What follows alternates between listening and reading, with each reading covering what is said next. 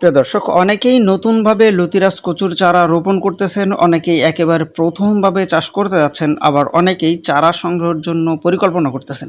আসলে কেমন জমির চারা কিভাবে রোপণ করবেন, কত দূরত্ব দিয়ে চারা রোপণ করতে হয়, আর কেমন মা গাছের চারাতে ফলন দীর্ঘায়িত হয়, যাবতীয় সকল কিছুই আজকের ভিডিওতে।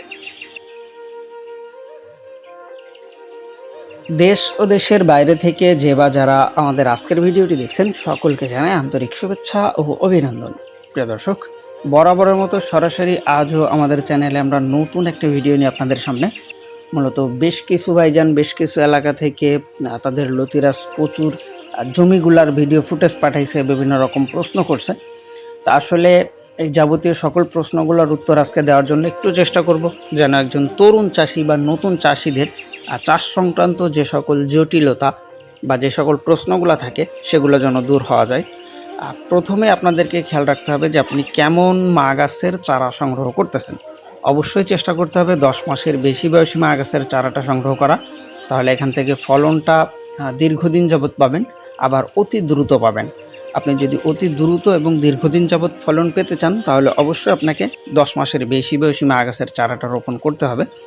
আর লতির ফলনটা বৃদ্ধির জন্য কমপক্ষে গাছের বয়স 3.5 থেকে 4 মাস হবার আগ পর্যন্ত প্রতিটা গাছে আপনাকে সর্বোচ্চ 3টা করে পাতা রাখতে হবে।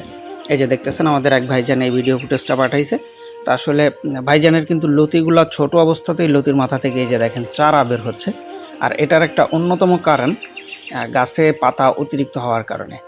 প্রত্যেকটা গাছে সর্বোচ্চ 3টা করে পাতা রাখতে হবে গাছের বয়স 3.5 থেকে 4 মাস হবার আগ পর্যন্ত। আমাদের এই যে জমিগুলা, এটার এই জমির গাছগুলার বয়স কিন্তু মাত্র 2 মাস 12-13 দিন, অর্থাৎ 70 দিনের আশেপাশে। যার কারণেই কিন্তু গাছে অতিরিক্ত পাতা থাকার কারণে লতির মাথা থেকে চারা বের হচ্ছে। তো অবশ্যই আপনারা যারা এই ধরনের চাষ করতেছেন বা আপনাদের জমির এই অবস্থা আছে, এই বিষয়টা খেয়াল রাখতে পারেন। আর চারা রোপণের ক্ষেত্রে অবশ্যই আপনাকে 10 মাসের বেশি বয়সী চারাটা রোপণ করতে হবে। 10 মাসের বেশি বয়সী মা গাছের চারাটা মূলত। আর চারা রোপণের ক্ষেত্রে প্রত্যেকটা গাছ থেকে গাছের দূরত্ব দিতে হবে 18 ইঞ্চি, অর্থাৎ 1 হাত পরিমাণ। আর এভাবে লম্বা একটা লাইন দেওয়ার পরে পরবর্তী লাইনের দূরত্বটা দিতে হবে 27 ইঞ্চি, যেন দুইটা লাইনের ভিতরে ঢুকে লতি কাটা, সার ওষুধ দেওয়া, এই কাজগুলো করতে আপনার সুবিধা হয়। এই বিষয়টা অবশ্যই আপনারা একটু খেয়াল রাখবেন। আর কেউ যদি নতুনভাবে একেবারেই জমি প্রস্তুতির বিষয়ে প্রশ্ন করে অনেকেই, তা আসলে লতি কচু চাষের ক্ষেত্রে জমিটা তৈরি করতে হবে আপনাকে কাদাযুক্ত জমি, অর্থাৎ স্যাঁতস্যাঁতে পরিবেশ। যে জমিতে মোটামুটি 1/2 ইঞ্চি 1 ইঞ্চি পানি থাকবে, সেরকম নরম জমি যদি রাখতে পারেন, তাহলে ওইখানে ফলনটা সবথেকে বেশি ভালো পরিমাণে আসবে। আর রৌদ্র উজ্জ্বল জমিতে সবথেকে ভালো ফলন আসে। তবে ছায়া জায়গাতেও লতিরাজ, যশোরের এই লতিরাজ কচুটার ফলন মোটামুটি ভালোই হয়, তবে রৌদ্র উজ্জ্বল জায়গাতে সবথেকে বেশি পরিমাণে লতি আসে।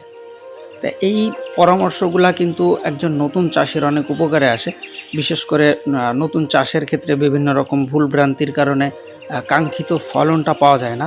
তো অবশ্যই যারা যশোরের লতিরাজ কচু চাষ করছেন বা চাষের জন্য পরিকল্পনা করতেছেন, এই যাবতীয় সকল প্রকার বিষয়গুলা জেনে বুঝে তারপরে চাষ করবেন, তাহলে অবশ্যই এখান থেকে ভালো ফলনটা পেতে পারেন। আর আমরা প্রতিনিয়ত চারা ডেলিভারি করতেছি বাংলাদেশের বিভিন্ন স্থানে। সুতরাং যদি কেউ চারা সংগ্রহ করতে চান বা যে কোনো ধরনের তথ্য বা পরামর্শের জন্য সরাসরি আমাদের ভিডিও স্ক্রিনে দেওয়া নম্বরে যোগাযোগের মাধ্যমে যশোরের এই লতিরাজ কচুর চারা সংগ্রহ প্লাস চাষ পদ্ধতি যাবতীয় সকল কিছুই জেনে নিতে পারেন। প্রিয় দর্শক, এই ছিল আজকের ভিডিওটা। সবাই ভালো থাকবেন, সুস্থ থাকবেন। আল্লাহ হাফেজ।